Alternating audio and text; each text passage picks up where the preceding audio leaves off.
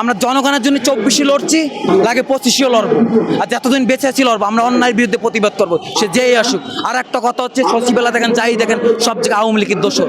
আওয়ামী লীগের দোষর নাইলে আমাদের অবহেলা করে। আমাদের 24 জুলাই বলে কোনো মূল্যায়ন নাই। 24-এর পরে এরা তো আমাদের রক্তের পরে দাঁড়াইয়ে ক্ষমতায় বইছে। এরা বাংলাদেশের মানুষ সবাই জানে। আমাদের রক্তের সাথে যদি বেইমানি করে, তাহলে আমরা কিভাবে হব? ইন্ডিয়াতে অনেক আওয়ামী লীগের লোকজন পালিয়ে গেছে। এই পালিয়ে যা সহযোগিতা করছে পুলিশ প্রশাসন, যাই সেনাবাহিনী, তারাই করছে তো। বিজিবি তো ছিল বর্ডারে, তারা কিভাবে এসে গেল? পলক কিছুদিন আগে হাতে হ্যান্ডকাপ ছিল না। তা আপনারা সবাই জানেন, আজকের জুলাই আন্দোলনের সময় অনেক মানুষ আহত নিহত হয়েছে। 12ই ফেব্রুয়ারি যেটা সরকারের ভাবে এন্ট্রিভুক্ত করা হইতে MIS নামে একটা অ্যাপ ছিল, সেটা হঠাৎ করে সরকার বন্ধ করে দেয়। বন্ধ করে দেওয়ার পরে দীর্ঘ 6 মাস পরে আবার চালু করার পরে আমাদেরকে জুলাই মাসের ভিতরে MIS গ্যাজেট সম্পূর্ণ সুযোগ সুবিধা দেওয়ার কথা ছিল। তা আমরা আমাদের সুযোগ সুবিধা চাই না। কেন চাই না? আমি গুলি খাইছি, আহত হয়েছি, আমি এখনো চলাফেরা করে খেতে পারি, ইনকাম করতে পারি। কিন্তু যে লোকটা শহীদ হয়েছে, যারা এখনো সরকারি খাতায় এন্ট্রি হতে পারে নাই, ওই লোকটা যাই দেখেন, ওই ফ্যামিলির একজন ইনকাম দাতা ছিল, আর ফ্যামিলিতে তার কারো ইনকাম দাতা ছিল না। তাহলে ওই লোকটার সংসারে 1 বছর কিভাবে চলে? আপনার কাছে আমার প্রশ্ন, এই দেশের জনগণের কাছে প্রশ্ন। তাহলে আজকে যদি আমাদের শহীদদের সাথে, আমাদের সাথে রক্তের বেইমানি করে যারা আছে, যারাই যা দেখেন রাষ্ট্র পরিচালনা করতেছে, 24-এর পরে এরা তো আমাদের রক্তের পরে দাঁড়াইয়ে ক্ষমতায় বইছে। এরা বাংলাদেশের মানুষ সবাই জানে।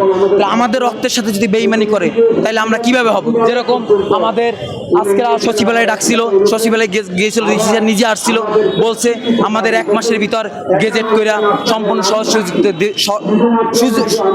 সহযোগিতা করবে, সম্পূর্ণ আর্থিক সহযোগিতা সবকিছু করবে, গেজেট হয়ে যাবে, শহীদ পরিবারের সবকিছু দিবে, চিকিৎসা যাই কিছু আছে। কিন্তু এইখানে কি করেছে? এরকম 7 বার আমাদের ডেট দিয়েছে, কিন্তু আমাদের কোনো কাজ তারা করে নাই। 7 বার আমরা ইতামাত আছি। আমাদের MIS গেজেট যদি না হয়, আমরা এই শাহবাগ থেকে ভাই যাবো না, আমরা এই রাজপথেই থাকবো। আমরা এমন কোনো আন্দোলন করবো না যাতে ঢাকা শহরের জনগণের, বাংলাদেশের জনগণের ক্ষতি হয়। আমরা আমাদের যৌক্তিক একটা আন্দোলন, আমরা রাজপথে 24 আন্দোলন করছি, রাজপথে জনগণের জন্য। তাই এখন আমরা এরকম আন্দোলন করবো না জনগণের ক্ষতি হয়। আমরা জনগণের জন্য 24 লড়ছি, লাগে 25 লড়বো, আর যতদিন বেঁচে আছি লড়বো। আমরা অন্যায়ের বিরুদ্ধে প্রতিবাদ করবো, সে যেই আসুক। আর একটা কথা হচ্ছে, সচিবেলা দেখেন, যাই দেখেন, সব জায়গায় আওয়ামী লীগের দোষর। আওয়ামী লীগের দোষর নাইলে আমাদের অবহেলা করে। আমাদের 24 জুলাই বলে কোনো মূল্যায়ন নাই। মূল্যায়ন নেই আমাদেরকে। আমাদের রক্তের পরে ওরা বসে আছে। আপনি দেখেন 5ই আগস্টের পরে ইন্ডিয়াতে অনেক আওয়ামী লীগের লোকজন পালিয়ে গেছে। এই পালিয়ে যা সহযোগিতা করছে পুলিশ প্রশাসন, যাই সেনাবাহিনী, তারাই করছে তো। বিজিবি তো ছিল বর্ডারে, তারা কিভাবে এসে গেল? পলক কিছুদিন আগে হাতে হ্যান্ডকাপ ছিল না। আপনি দেখছেন দীর্ঘ 17 বছর যাদেরকে মাইরা হুইল চেয়ারে বসাই দিছে, হুইল চেয়ারে পর্যন্ত বসাই দিছে। একটা আওয়ামী লীগের দোষর সেইভাবে রিমান্ড হয়তো দেয়নি, তাই তারা হুইল চেয়ারে বসতো। তারা হাসতে জয় বাংলা বইলা তারা আবারই কোনোদিন ইসে উঠতে পারে না, আদালতের বাইরে বসে জয় বাংলা বলতে সাহস পায় না। তারা এরা যে এত মানুষকে হত্যা করেছে, তাদেরকে যদি এরা জয় বাংলা বলার সুযোগ করে দেয়, তাহলে আমরা কাদের পর ভরসা করবো? আপনি বলতে পারবেন এই 1 বছর হয়ে গেছে একজন আওয়ামী লীগের বিচার হয়েছে? আপনি বলতে পারবেন একজন আওয়ামী লীগের পরে সেরকম কিছু করছে?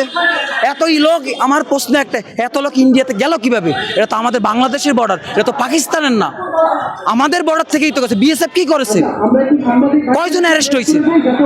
প্রশ্ন এটা, কয়জন অ্যারেস্ট করছে? তারা কয়জনে কি করছে? অনেক মায়ের চোখের পানি এখনো ঝরে, অথচ যারা আমাদের হত্যা করেছে বিদেশে বইরে আরামায়েশ করতেছে। ঠিক আছে, আমাদের কোনো মূল্যায়ন নাই।